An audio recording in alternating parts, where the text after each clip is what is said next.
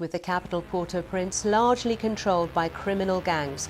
Haiti stands on the precipice of total collapse as ruthless gang violence grips the entire nation. Haiti is teetering on the brink of collapse. Gang violence has surged to unprecedented levels, paralyzing the country's capital, Port-au-Prince.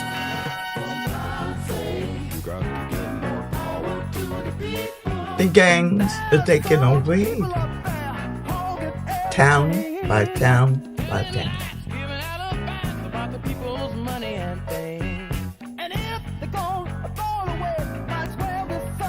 All of them, they have lost so many family members. We've lost so many friends, so many people.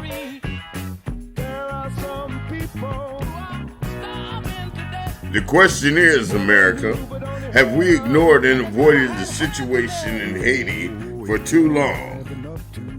Watch, comment, like, and share. Hello, everybody. It's me, of course, you know it's Uncle Red. And here we are, going back in with Cleveland Soul the Comeback, Back to School podcast. Now check this out. I'm going back to school today, and why don't you guys come with me? I came to Rochester, New York, to one of my spiritual leaders and one who really has fought for my salvation. Sister Marsha Allen from the Haiti Labor of Love Ministry. Hey, Sister Marsha Allen, I'm looking at this clip right here. Explain this clip to me. Well, it's the NBC interviewing me about the two missionaries that were killed by the gangs. You work with these missionaries? Yes. Oh, it was a partnership. Yes.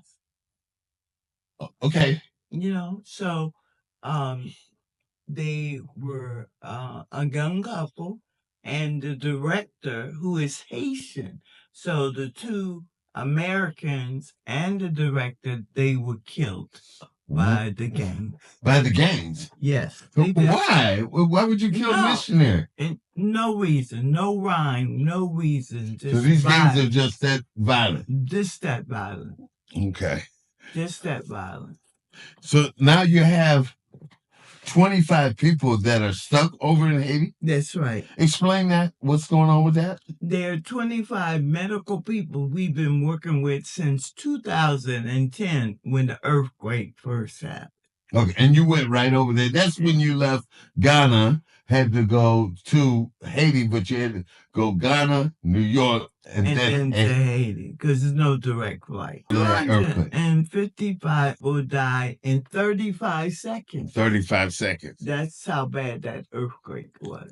And so you missionaries were over there coming to the aid of the people, and the gangs just killed? Well, not then, now. Oh, now, just recently? Yes.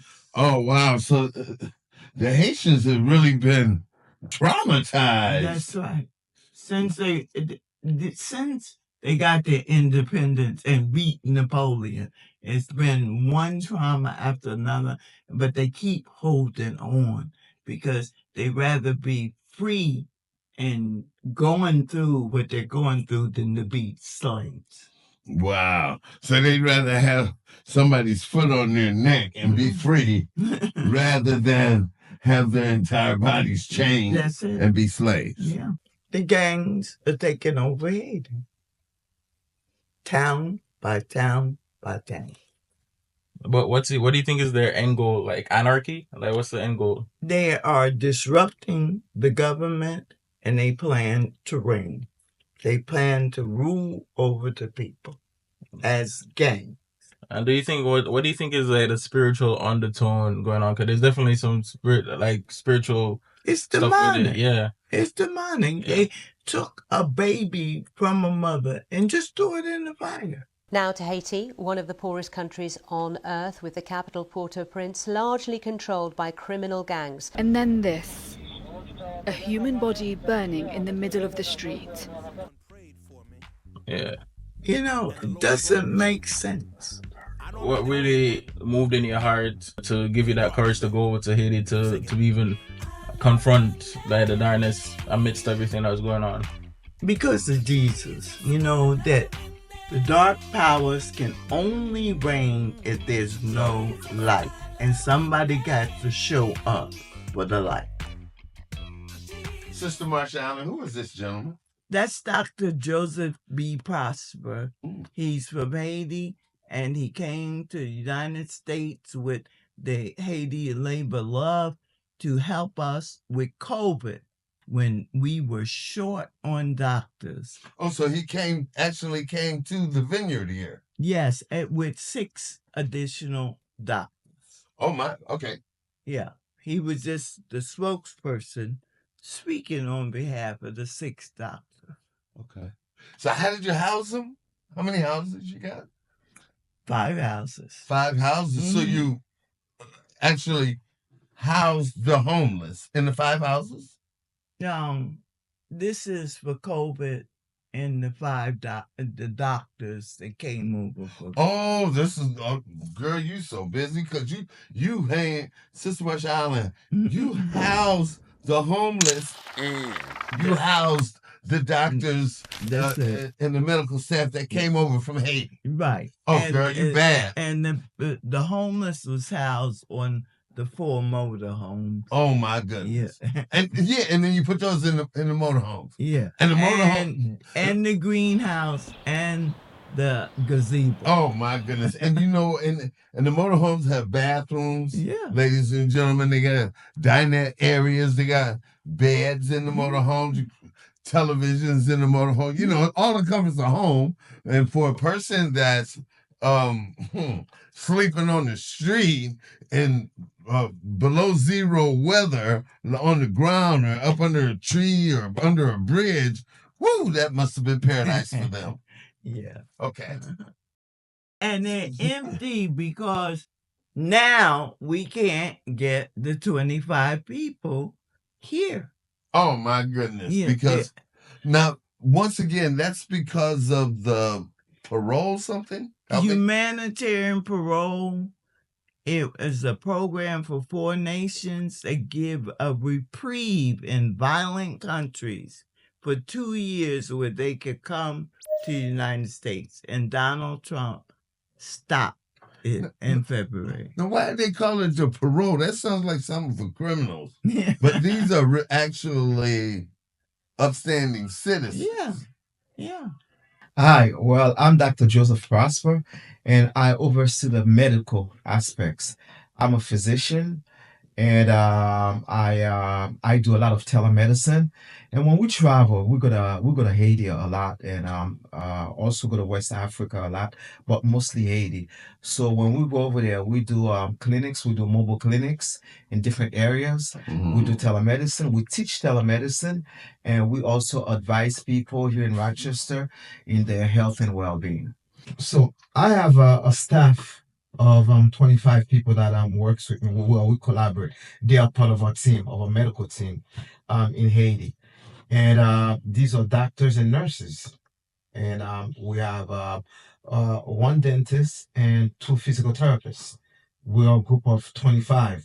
Now imagine the gangs have taken over a large section of Port-au-Prince.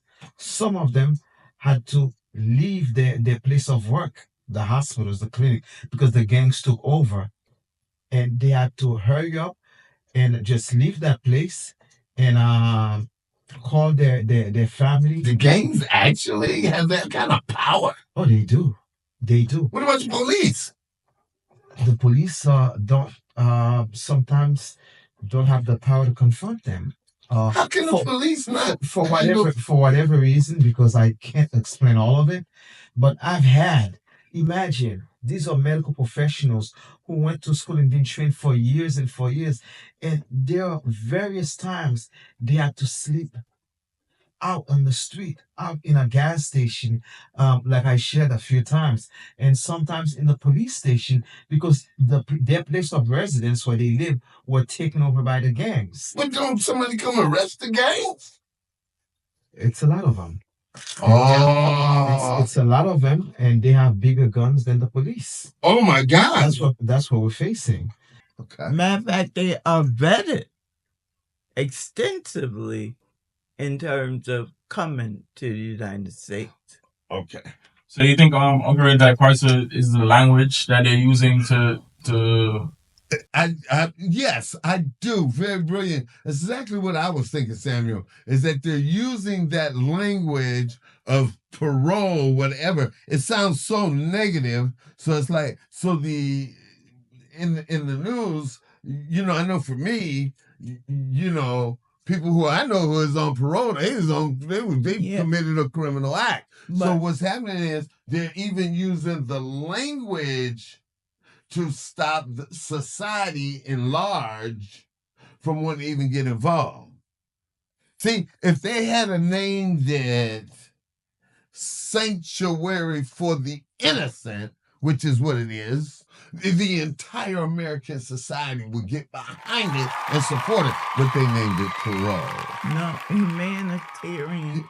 It doesn't matter to me. It sounded like a criminal. Like we are humanitarian parole. Means to me, in my mind, we're helping some convicts.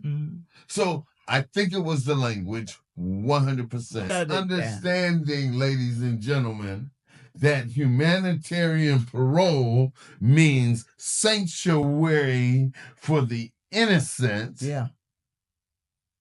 That's what it was. It wasn't, these people don't have criminal records. Never should have been, the word parole shouldn't have been entered into the equation. But when they said parole in any kind of format, Americans stepped back and said, well, they're on their own. You feel me? So it was the language. So we have to be up on what these words mean. I'm out on that subject. But so much so that they're seeking help from the international community. But I personally feel like there's a lot more that could be done. Now, we are trying. These medical professionals at this time, they cannot practice their profession because of what's going on. They can hardly, a lot of them were at risk of being kidnapped. And now we are trying to bring the staff over here for a period of time. And developing tonight, more than 500,000 Cubans, Haitians, Nicaraguans, and Venezuelans will get to keep their parole status after a federal judge stopped an effort to deport them. President Donald Trump is blocking or delaying the humanitarian parole policy with the red tape, although U.S. District Judge Indira Talawani has ruled in favor of the humanitarian parole policy, which allows these innocent and productive people to come to the United States of America. At least for humanitarian purposes, to save their lives.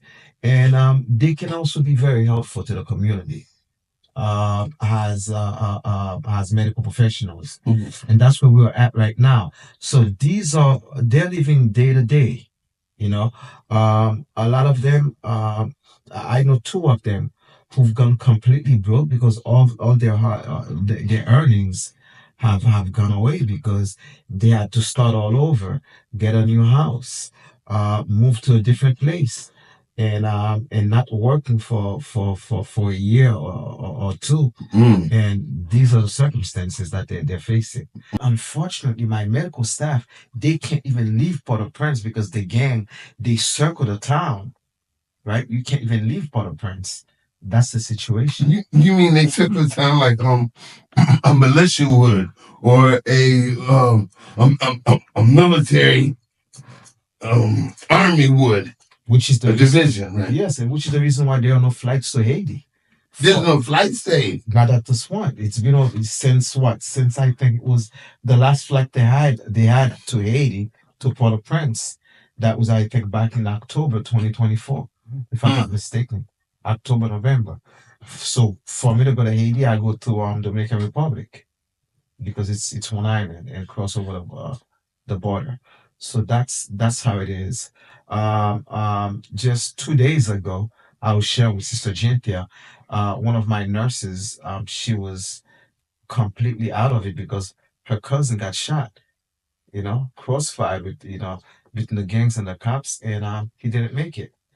And this is very common. This is all of them. They have lost so many family members. We've lost so many friends, so many people, and now we're at the point. What can we do? Because we want to get these people over here. They can be helpful until the country's stable, and then they could go back and get back to their practices. So this is, and Sister Marsha has been making an appeal, and we have not given up, and we're still trying to collaborate, seek the help of senators, whoever. Senator Schumer. Yes. The federal judge Indira Talawan banned Donald Trump's ban of humanitarian parole. So it's back on the table now. Yeah, but what that's part of it. Like, what's the process like for them even making the decision to cut a program like that? Did they actually spend the time to look into it and see? No, they just cut it off. Donald Trump just cut it off because he wanted to. Just like he sent people back to. Well, I don't mind him sending them criminals back.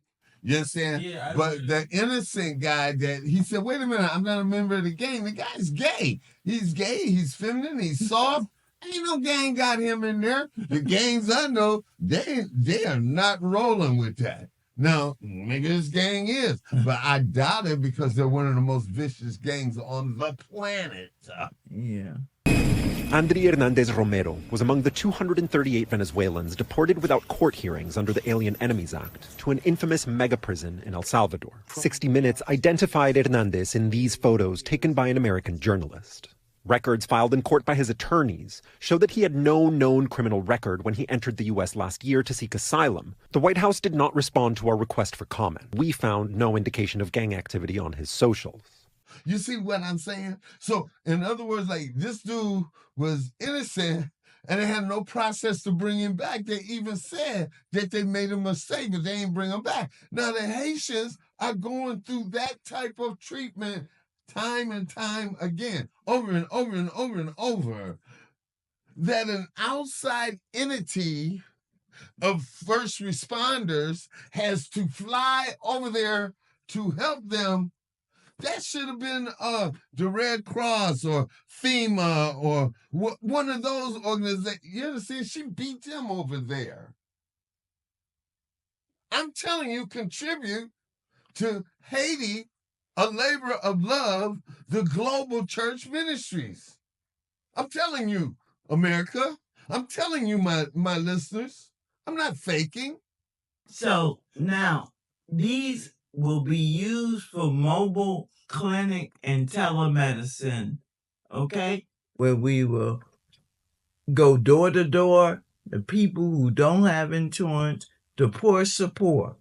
Then people with low life expectancy because of things like high blood pressure, diabetes, high cholesterol, treatable ailments, but because they don't get treatment, they die young, and the homeless. So this is what these vehicles will be used for. The 25 medical people will be going throughout the city of Rochester to see about these three populations. I love it. That is so powerful, Sister Marsha Allen. You actually have a real plan. Yeah. You know, this is definitely a worthwhile ministry to contribute to. We're closing out with asking Senator Charles E. Schumer to come to a Zoom presentation of the current state of Haiti and how difficult it is for these 25 medical people who are not able to practice. They're in hiding. I think Senator Schumer may just very well pay attention to what's going on. Sister Marsha Allen, I thank you so much, so much for appearing on Cleveland Soul to Come Back to School. We learned something from you. God bless you. Thank you. Please contact me at the Global Church, and our email is gonowforjesus@AOL.com. and our phone number is 585-877-3591. If you have a heart for the people that are suffering in Haiti, please contact Sister Marsha Allen at Haiti Labor of Love, a Labor of Love, Global Church Ministries. This is Red Turner. Thank you, my audience. See you soon.